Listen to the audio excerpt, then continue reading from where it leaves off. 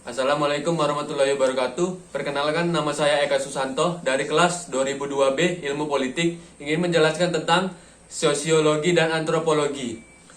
Pengertian antropologi dan sosiologi. 1. Definisi antropologi. Antropologi adalah ilmu yang mempelajari tentang asal-usul, biologis, dan kebudayaan manusia. Bidang ilmu ini sangat luas, terutama disebabkan dengan adanya jarak yang luas antara para ilmuwan yang memperdalam kebudayaan dengan asal mula manusia. Seorang ahli antropologi memandang makhluk hidup merupakan produk yang dinamis dan kompleks sebagai hasil dari informasi genetik, bawaan, dan perilaku sosial yang dialami. Dengan demikian, antropologi merupakan jembatan antara ilmu pengetahuan alam dengan sosial yang berhubungan dengan manusia. Definisi sosiologi. Sosiologi adalah ilmu pengetahuan yang secara sistematik mempelajari masyarakat. Tujuan ilmu ini adalah memahami, menjelaskan, dan membagi-bagi proses interaksi sosial manusia atau individu ke dalam kelompok, masyarakat hingga global.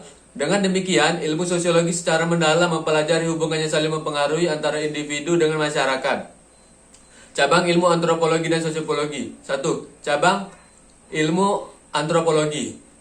Pertama, antropologi budaya. Antropologi budaya atau antropologi sosial mempelajari asal mula, sejarah, dan perkembangan kebudayaan manusia. 2. Arkeologi. Berdasarkan pemikiran cabang ilmu arkeologi adalah bahwa setiap kebudayaan memiliki simbol-simbol yang digunakan untuk mengingatkan mereka pada saat itu. 3. Antropologi fisik atau biologi. Mempelajari aspek-aspek biologis secara natural dan evolusi pada manusia, baik pada masa lampau maupun saat ini. 4. Antropologi linguistik. Antropologi linguistik sering hanya disebut ilmu linguistik, merupakan pengetahuan tentang bahasa. Cabang ilmu sosiologi. 1. Socio-economics. Cabang ilmu ini mempelajari hubungan antara aktivitas ekonomi dengan kehidupan sosial. 2. Sosiologi kesehatan. Mempelajari perilaku masyarakat yang berhubungan dengan kesehatan dan penyakit. 3. Sosiologi pendidikan. Cabang ilmu ini mempelajari peranan dan fungsi sistem pendidikan pada masyarakat. 4. Sosiologi keluarga. Mempelajari dasar-dasar dalam hubungan keluarga dengan sebagai sebuah lembaga sosial serta hubungan dengan lingkungan. 5.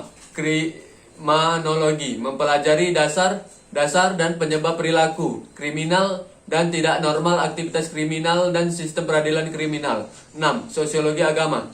Mempelajari peran-peran dan praktik-praktik agama dalam masyarakat seperti spiritual, komunitas, dan keagamaan pada masyarakat multikultural. 7. Sosiologi industri. Mempelajari isu-isu teoritis dan praktis, latar belakang sejarah, serta tema-tema universal yang berkembang di dunia kerja. 8. Sosiologi politik. Mempelajari hubungan antara ilmu politik dengan masyarakat. 9. Sosiologi lingkungan. Mempelajari perilaku sosial seseorang terhadap lingkungan fisik dan organisasi sosial. 10. Sosiologi perdesaan. Mempelajari gaya hidup masyarakat di perdesaan seperti perilaku, kepercayaan, kebudayaan, norma, tradisi, dan sebagainya. 11. Sosiologi perkotaan. Mempelajari gaya hidup masyarakat di perkotaan. Perubahan sosial. Pengertian perubahan sosial menurut para ahli. 1. Menurut Sujono Sukanto, perubahan sosial adalah perubahan-perubahan pada lembaga-lembaga kemasyarakatan di suatu masyarakat yang mempengaruhi sistem sosialnya, termasuk nilai-nilai, sikap, dan pola perilaku di antara kelompok di masyarakat. 2. Menurut Kingsley Davis, perubahan sosial adalah perubahan yang terjadi pada struktur dan fungsi masyarakat. 3. Menurut William Ogburn, perubahan sosial adalah perubahan yang meliputi unsur-unsur kebudayaan, baik itu unsur material maupun unsur non-material. Teori perubahan sosial. 1. Teori evolusi. Teori ini melibatkan perubahan sosial adalah perubahan yang terjadi pada pengorganisasian masyarakat, khususnya dalam hal pembagian kerja. 2. Teori konflik. Teori konflik merupakan sumber utama terjadinya perubahan sosial. Konflik sosial terjadi karena adanya pertentangan antara kelas sosial di mana kelompok yang lebih kuat cenderung mendominasi kelompok yang lebih lemah. 3. Teori siklus. Teori siklus merupakan siklus yang terjadi berulang-ulang, tidak dapat direncanakan atau diarahkan ke titik tertentu. 4. Teori linear. Menurut teori ini, perubahan bergerak menuju tahapan atau ke titik tertentu. Pandangan ini juga menganggap bahwa perubahan bisa diarahkan atau direncanakan. Bentuk-bentuk perubahan sosial. 1. Berdasarkan waktu. Perubahan sosial lambat atau evolusi, yaitu perubahan yang berlangsung dalam waktu yang lama dan bersifat lambat. Perubahan cepat atau perubahan revolusi, yaitu perubahan yang terjadi dalam waktu yang singkat dan cepat. 2. Perubahan intensitas. Pertama, perubahan kecil, yaitu perubahan yang dampaknya tidak terlalu dirasakan oleh masyarakat luas. Misalnya, perubahan mode pakaian atau mode gaya rambut dan sebagainya. 2. Perubahan besar, yaitu perubahan yang dampaknya sangat dirasakan oleh masyarakat luas. Misalnya penemuan internet dan komputer yang mengubah cara berkomunikasi secara besar. 3. Berdasarkan penyebab. Perubahan yang dikehendaki atau tidak direncanakan, yaitu perubahan yang sudah direncanakan terlebih dahulu untuk tujuannya tertentu. Contoh, perubahan sosial yang dikehendaki adalah program keluarga berencana untuk menahan cepatnya pertumbuhan penduduk.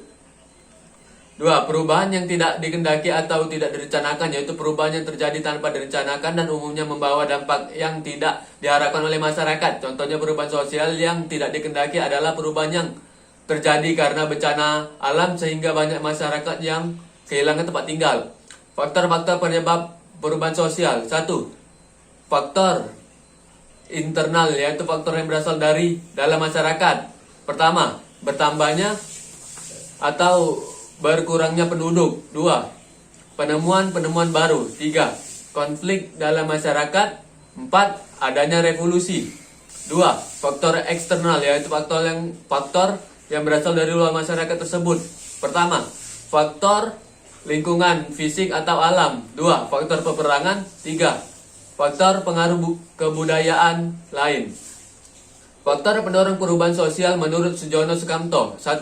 Kontak dengan budaya lain. Pertama, kontak yang dengan budaya lain dimungkinkan terjadi karena adanya proses difusi, yaitu penyebaran unsur-unsur kebudayaan. 2. Sistem pendidikan yang maju. 3. Lapisan masyarakat yang terbuka yang memungkinkan orang untuk bermobilitas sosial secara vertikal. 4. Penduduk yang heterogen. 5. Memiliki orientasi ke depan sehingga punya visi untuk mewujudkan masa depan yang lebih baik.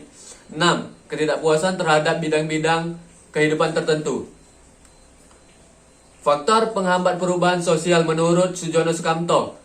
Pertama, kurangnya hubungan atau interaksi dengan masyarakat lain. 2. Perkembangan ilmu, pengetahuan yang lambat, sikap masyarakat yang tradisional, dan menolak perubahan. 4. Prasangka buruk terhadap budaya baru. 5. Hambatnya ideologis. 6. Adanya adat atau kebiasaan yang sudah tertanam kuat sehingga menolak sesuatu yang baru. Sekian, terima kasih.